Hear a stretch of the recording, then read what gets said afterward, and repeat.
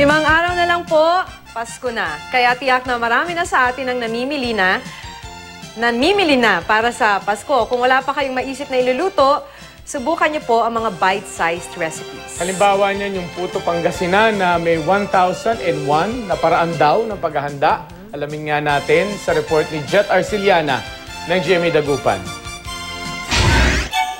Kung susubukang bilangin, tiyak wala raw hangganan ang paraan kung paano ihanda ang puto kalasyaw. Kahapon lang nagpakitang gilas ang mga magpuputo sa programang tinawag nilang 1001 Ways to Serve Puto. Ilan sa mga pinakita nila, ang puto with dinuguan, puto with tinapang Shanghai, puto with pork piñerito, brutal sisig con puto at puto beef giniling con lengua. Hindi lang din daw kape, tsa at tsokolate ang pwedeng i-partner sa puto. Ang keso at itlog maalat na toppings nito, perfect daw ang lasa kapag isinabay sa hot chocolate lemon drink. Masarap po siya. It's not just ordinary hot, pero medyo it's combination of hot and cold. Ito naman ang Japanese-inspired pero lasang Pinoy pa rin puto sushi. Ang dinurog na puto, cucumber, avocado at crab stick, ibinalot sa seaweed wrap. Medyo matamis po siya kasi yung puto, kasi yung sa Japanese na rice, tas pag gagawa ka ng sushi, dapat maalat po. Trinay ko po yung sweet puto, kaya okay naman po siya.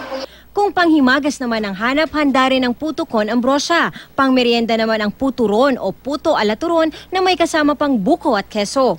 Bukod sa puto, may iba pang bite-sized recipes na pwedeng ihanda sa Christmas party, gaya ng beef belly wrap sa halip na taco shells, repolyo ang pambalot sa pinaghalong mixture ng karne, toge, kamatis, pipino at wansoy. Matapos ipritong itlog, lagyan ito ng tamarind sauce at wansoy. Ang ordinaryong hard-boiled egg naman, pwedeng maging gourmet recipe.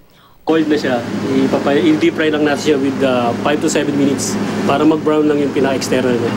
All-time party favorite din ang chicken rolls na gawa sa pinagpatong-patong na chicken fillet, ham at bell pepper. Para sa dessert, subukan ang mango sticky rice. Iprito lang ang malagkit na kanin na binalot sa Japanese breadcrumbs at saka idip sa coconut cream. Jet Arceliana, Nagbabalita, Pilipinas.